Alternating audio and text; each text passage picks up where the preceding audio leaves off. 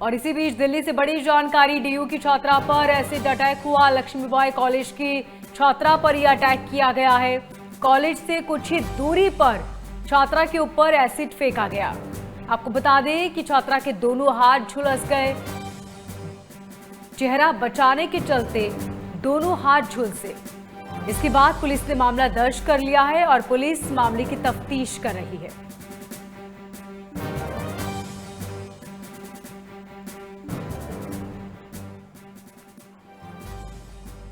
दिल्ली से दिल दहला देने वाला मामला सामने आया। यहां पर डीयू में पढ़ने वाली एक छात्रा पर एसिड अटैक किया गया, जिससे वो उसके दोनों हाथ बुरी तरह झुलस गए हैं।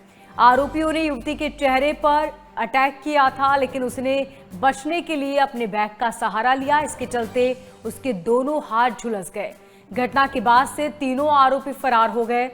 गंभीर हालत में पीड़िता को अस्पताल में भर्ती कराया गया, जहां उसका इलाज जारी है। आपको बता दें कि दिल्ली यूनिवर्सिटी के लक्ष्मीबाई कॉलेज के सेकेंड ईयर की वो छात्रा है। पीड़िता ने कहा कि वो कॉलेज जा रही थी और उसी समय यह हादसा हुआ। जितेंद्र अपने साथी ईशान और अरमान के साथ मोटरसाइकिल पर आया और हमला करके फरार हो गया। फिलहाल पुलिस ने मामला दर्ज कर लिया है और तीनों आरोपियों की तलाश शुरू कर दी है। ज्यादा जानकारी के साथ हमारे संवाददाता प्रोक्ष बने हुए। प्रोक्ष, पुलिस ने आरोपियों के खिलाफ मामला दर्ज कर लिया है, लेकिन अब तक क्या कोई सूचना मिल पाई, क्या कोई जानकारी, और ये तीनों कहां के रहने वाले हैं?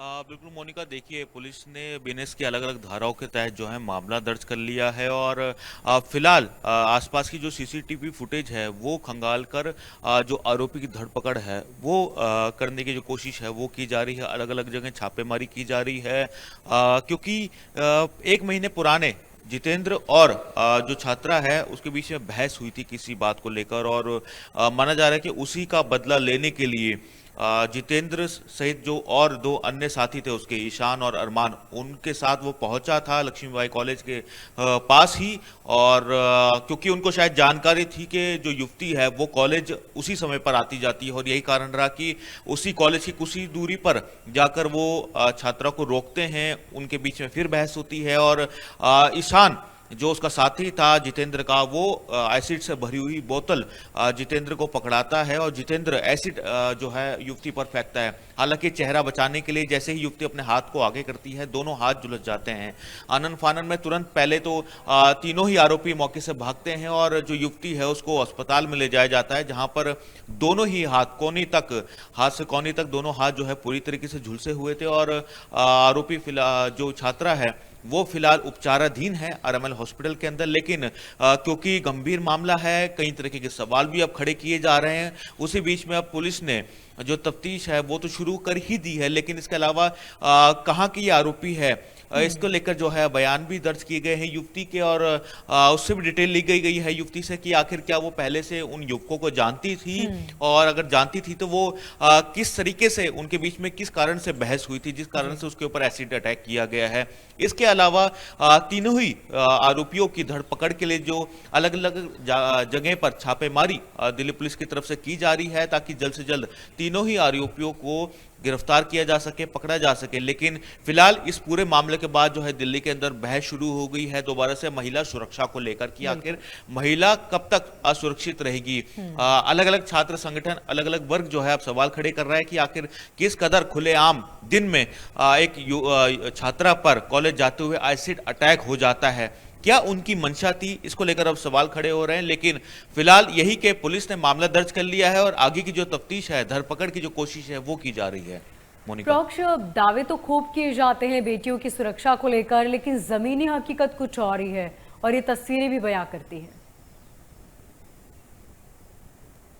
बिल्कुल ठीक कहा आपने, दावे कई तरीके के किए जाते हैं लेकिन जब इस तरीके के मामले सामने आते हैं, इस तरीके की तस्वीरें सामने आती है और ऐसा पहली बार नहीं से पहले कहीं भी इस तरीके के मामले आ चुके हैं। लेकिन क्योंकि पुलिस अपना काम करती है, पुलिस ने क्योंकि जैसे ही ये खबर सामने आई उसके बाद तुरंत इस आनन फानन में पहुंचकर मौके पर एफएसएल की टीम बुलाई जाती है, वहां से जो साक्ष्य है वो उठाए जाते हैं उसके बाद जो मामला दर्ज किया जाता है बीएनएस की अलग अलग धाराओं के तहत, और अब धरपकड़ की जो कोशिश है वो की जा रही है। लेकिन अलग संगठन, छात्र संगठनों की तरफ से सवाल खड़े किए गए कि आखिर किस तरीके से एक छात्रा जो कि पढ़ाई करने के लिए, क्लासेस अटेंड करने के लिए कॉलेज जा रही होती है, और उसी दौरान जो है उस पर एसिड अटैक जो है वो कर दिया जाता है।